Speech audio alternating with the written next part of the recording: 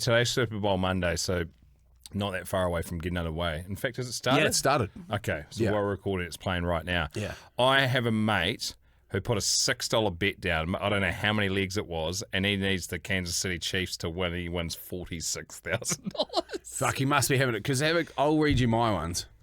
My ones are pretty wild. And so and this is the second time you would have won over $40,000 off a $6 bet. oh, and so he's legit got one in there already.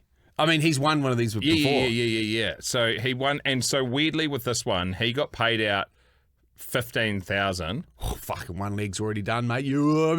What's that one paying? So I've got $10 on it. It returns $3,200. Oh yes. And then I've got another 8-legger, which is same again, another 3-2er. I whacked up a couple, including the UFC yesterday, and shared them or whatever. I did a whole round of NBA and then 2 UFC fights, and I think it must have been 14 or 15 legs or something like that, and I dropped 2 legs on it. Oh fuck! I won $160. Hey, what was that off? on the NBA. Oh, yeah, nice. Sick. That's where This is it's great at, man. stuff, mate. This is where it's at. Bet responsibly, be a fucking adult, whatever. And then I had another one that was about a 12 leg, and I think 10 legs came in, so there or thereabouts. And there's a couple, so you share them on the Betcha app, and other people can take your bets or whatever. And there's a few people following both of us, and there was people with like laughing emojis and stuff, and I was like, "Fuck, it ain't far off." You keep putting a few of those on. All you need, like, this is the reality, is those little, because these, what they're fucking $10 tickles we call them, mate. Yeah. And so they're wild fucking legs, like 14, 15 legs, but generally sitting fairly safe. Between like $1,600 and $3,500 probably. Yeah. And so if you were to put, like, just do the maths on that. You're doing $10 tickles. One of those comes in 4 years of doing this every week, and you're fucking still ahead. Yeah, I know, right? The other one that I had as well, I went a little bit rogue on the UFC. I don't know if you caught any of it. Nah, Fuck that chick Zhang. She's a Chinese champion. Yeah. She is just outrageous. Her power was phenomenal. And this other chick that had, I think she was on a 5-fight winning streak and had incredible wrestling. And she was actually at one point the favourite leading into the fight, even though this other bird this Zhang chick was the champ. And this other chick this Zhang chick from China just ground her out the entire time. Like, it was so impressive. And then after, she was like, I just wish there was another round. I was like, fucking psycho. Duplessis said the same thing after. Yeah. Did you see that I saw Strickland get his nose smudged across his face? Nah, he broke it 6 times or something. I was watching the video when Strickland, and because they caught up afterwards in the tunnel behind it, and they had that. Did you see that interaction that they had?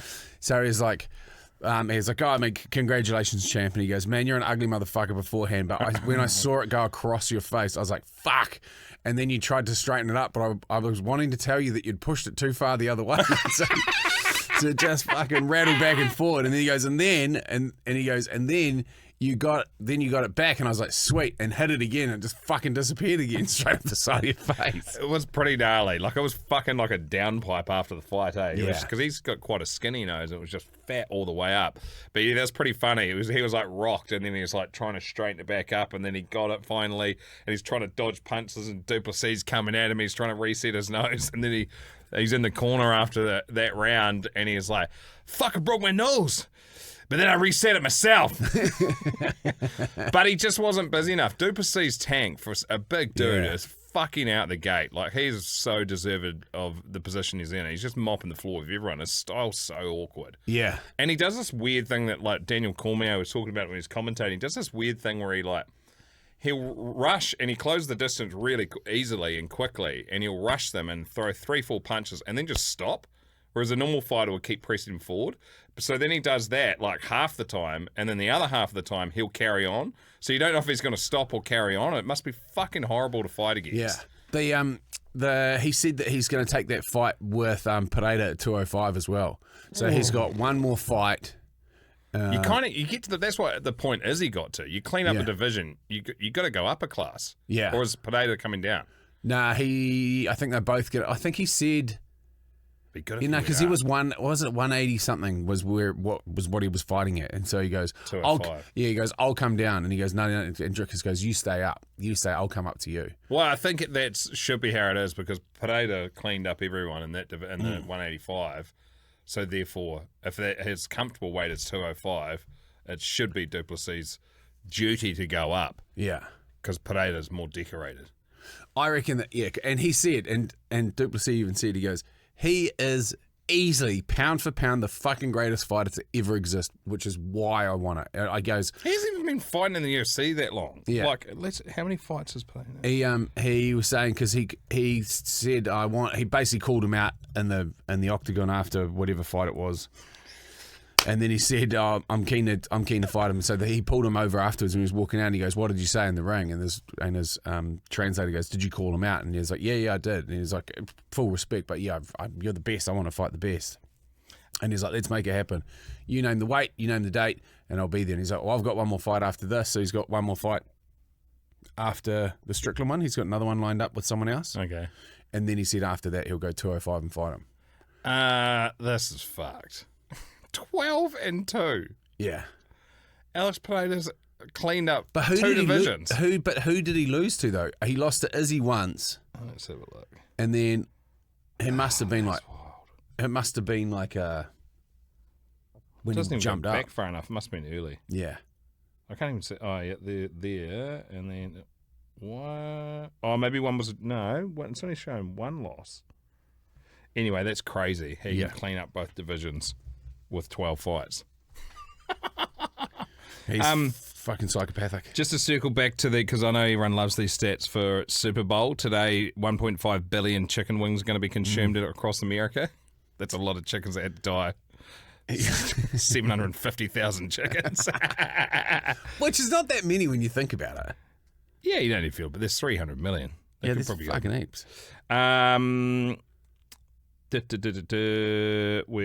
no, hang on, that's 1,000 million. So 750 million chickens. Oh, okay. Yeah. That seems a little bit. I thought that seemed like. Yeah, I was going to say, that's not bad. That's like, that means every person in America is having like a couple each, like 4 each. Yeah, but fuck, that's a good nudge. Yeah, if you were to go, I'd love just to sit there just bashing chicken. I should have got fucking chicken wings today when I went to the butcher's. 12.5 million pizzas are ordered, 139 million pounds of avocados used to prepare guacamole for the event, 325 million gallons of beer, and then snack sales jumped to 670 million during Super Bowl week. Yeah, so we've got these. I saw this thing which will either be proven fucking shockingly incorrect or delicious, and that's Frankfurter chips. I saw that in the chat group this morning. What does that even mean? Yeah. So you get Franks. I got some good ones. I got footlongs, so they're fucking big bastards. You know, I don't do small sausages in and around my mouth. Just big dick-shaped objects. Is Dunk's game. And some glass ice semi-hot sauce. Well, they call it kind of hot sauce. And so you shave them with a potato peeler, and they become kind of ribbons, I guess. And then you chuck them in an air fryer for 5 minutes, give them a bit of a shake around, and then fucking pull them out, and then dip them in sauce and buff them. Oh, that'll be us soon. So we'll see how they go. We'll report back tomorrow if they're any good.